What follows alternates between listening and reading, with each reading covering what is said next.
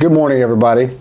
I just wanted to take a few minutes to kind of kick off the Andy's Foundation fundraising effort this year.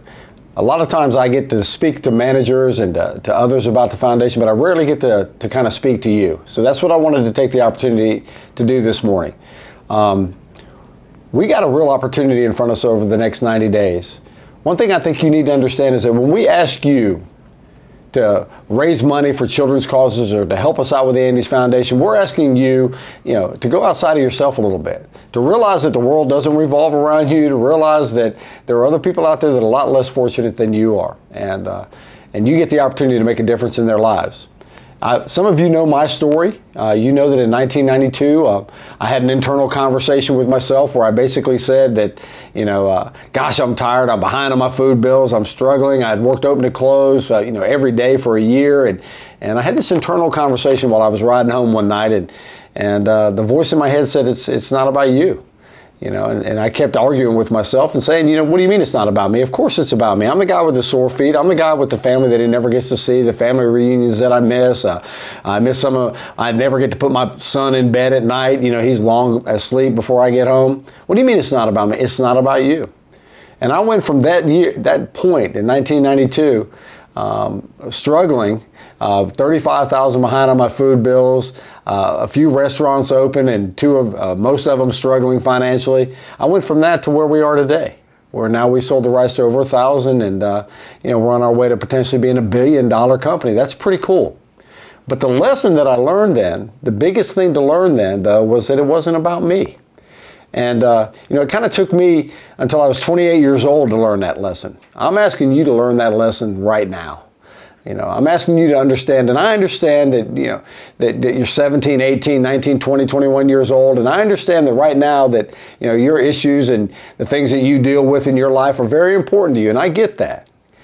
But I'm asking you for the next 90 days to not think about you. I'm asking you to think about a handicapped kid who wants to play baseball, a kid that wants to just be like every other kid, a kid that wants to wear his uniform to school, be considered a baseball player, know he's got a game. I had a mom come up to me one time and tell me my child slept with their glove last night because they had a ball game the next day. I want you to think about that kid. It's not about you right now, it's about that kid. I want you to think about the Make-A-Wish child.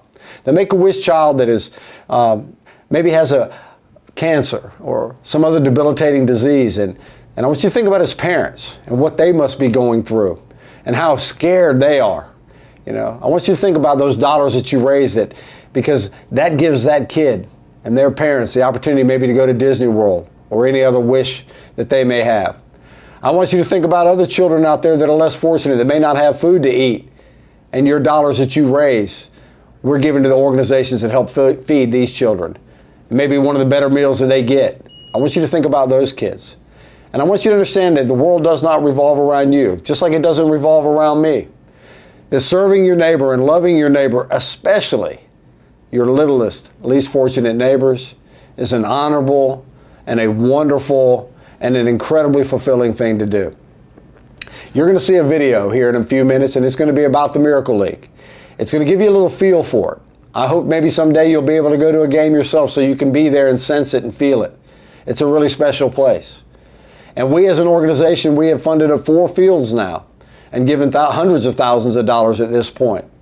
And it's because of you. And I want you to understand something else too, that we have a golf tournament and all that, but every dollar you raise goes to a child's cause. The golf tournament pays for itself and through sponsorships and through entry fees and all of that, and we make some money on that as well. But every dollar you raise, that little old lady who just got a shrimp burger and a sweet tea and gave you $1, her dollar is going to a child. We see to that. I'm on the board and I personally take that very, very seriously, and it's going to go to help some child. Remember, gang, it's not about us. And when the moment I changed that in 1992, when I changed my tune and I made it about other people, it was at that point that my life changed. And I have been blessed beyond probably what I deserve. But nothing feels better than giving back to a child and seeing them smile. Some of you probably have kids in your communities that you live in right now that are battling through certain things. Think about them. Get out there, get after it, love your neighbor, serve your neighbor, and we'll see you real soon. Take care. And the home of the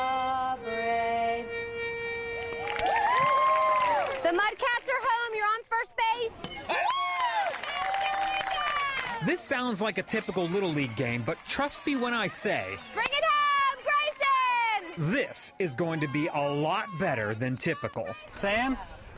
Yes? Are you the big hurt? Yes. Would you autograph a picture for me? Sure.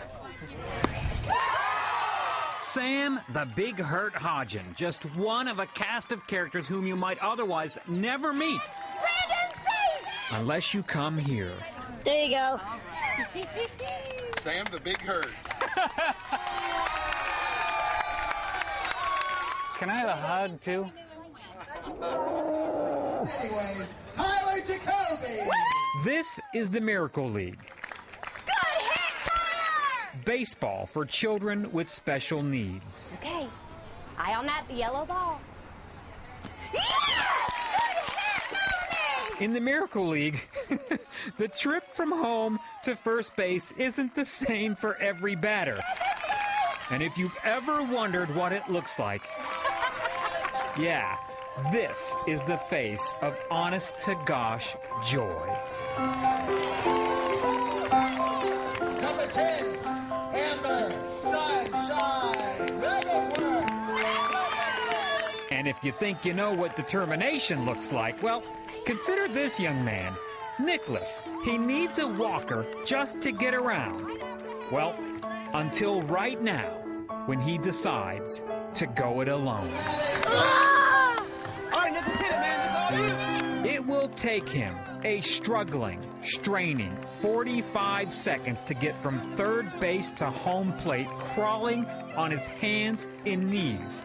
With every inch, he makes a statement.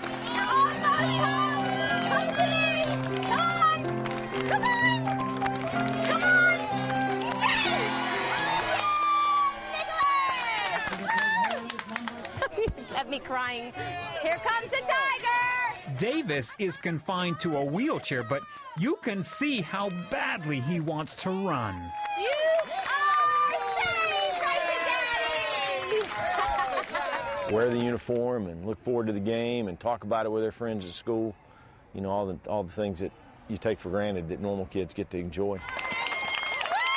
Civil engineer Tony Withers says the backstory is that a dear friend of his, Robin Rose, and that's Robin there talking to me, well, he saw a story about special needs kids playing baseball somewhere else in the country and called Tony to say, we need to do this here in the Carolinas. And I said, yeah, we do. I'm in. Let's do it.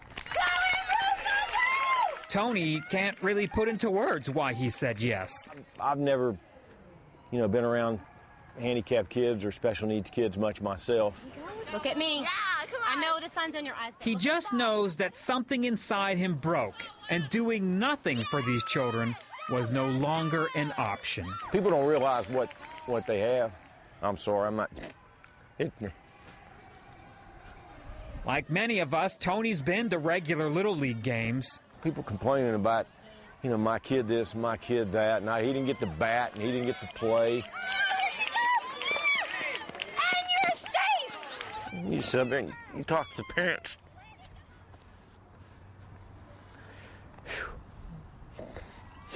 And it was right about then that something happened. He says a light went on. He had to have his legs straightened out. That means breaking his legs and being in a cast from his waist down for 6 weeks. That child not once cried or complained. Joy Proper's little boy Matthew is 7 and has a form of dwarfism. She and her husband left their home in New York City to move to the Carolinas so Matthew can get a fresh start as he enters school. So we took the pay cut and we moved down now, and Matthew started kindergarten with the other kids, and he'll just go with them and they'll know him as Matthew.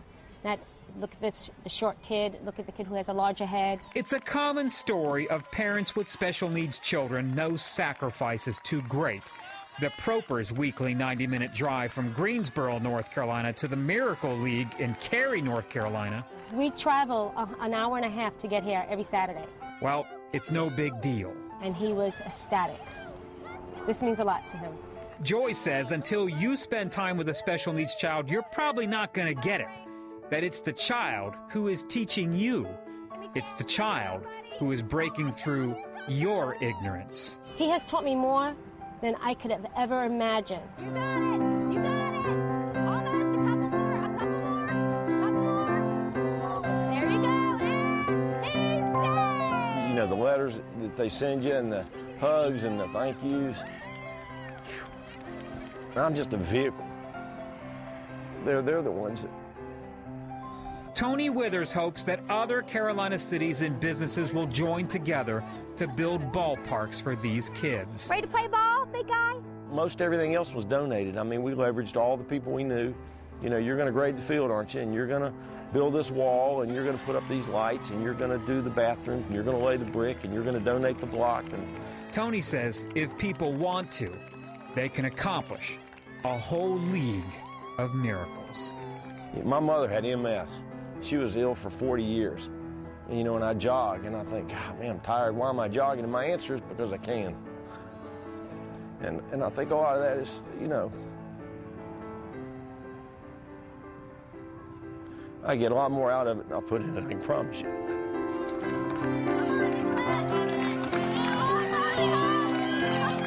Come on,